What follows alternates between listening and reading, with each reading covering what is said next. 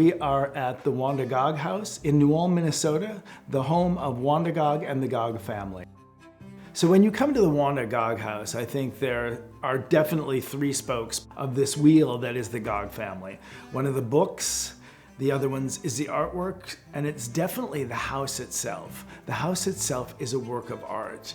The Gag House was built in 1893. It is a Queen Anne Victorian, and there were 7 children and 2 parents that lived in this house.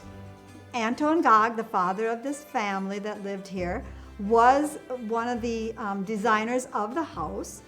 There are 7 colors on the exterior of the house. There are 7 shapes of windows in this house. There are 7 rooms in this house. There were 7 children, and it's kind of strange that Papa died at 49 and Mother died at 49. So we have a sevens that runs through this family.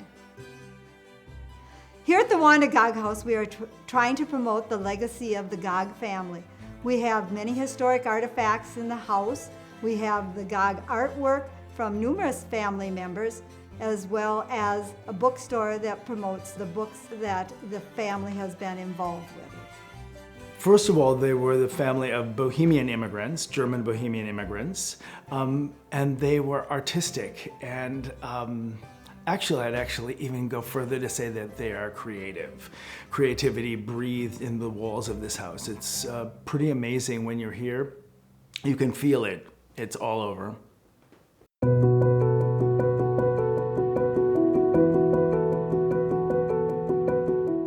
So the Anton Gag family was a very artistic family. Anton was a photographer, a painter, an interior decorator, a designer, anything he could make money at. He was a poor, starving artist, is how he's often described.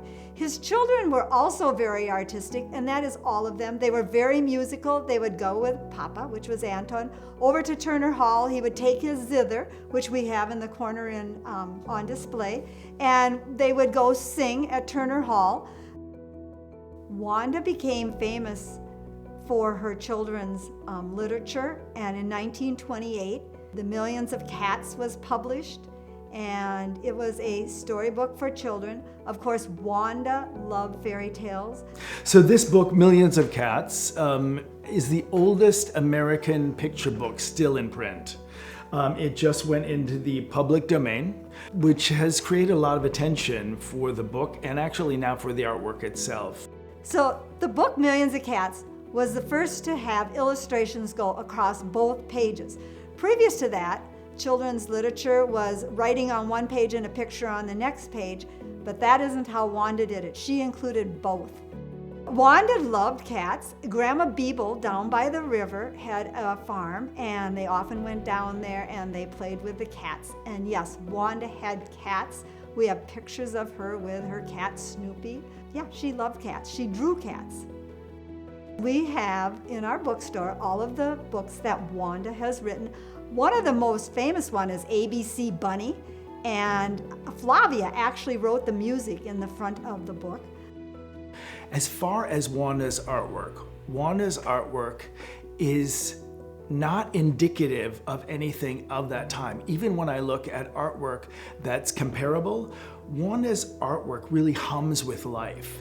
If you think about surrealism, sometimes it's taking almost like a fantasy and creating it on a canvas. What Wanda has done is taken everyday objects and changed them into like a vibrating, whirling kind of almost an air movement around them. Anton may have become a famous artist had he lived longer. He died at 49 years old of lung-induced tuberculosis from lead paints. He was a photographer, and we have many, many photographs that have his signature on him in his art studio.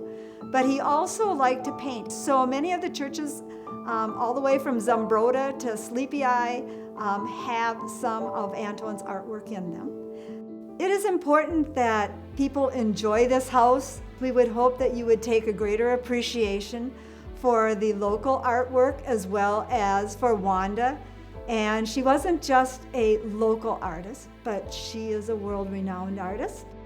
The Wanda Gag House is open for visitation from mid-May until mid-October.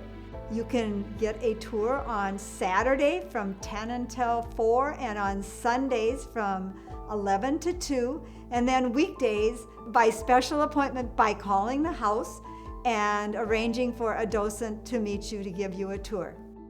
I think when you visit the Wanda Gag House, you're feeling the presence of history, but it's history that actually moves into the present.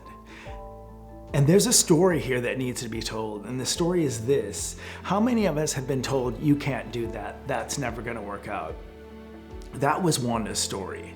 And she kept doing basically her own thing, and that is her character.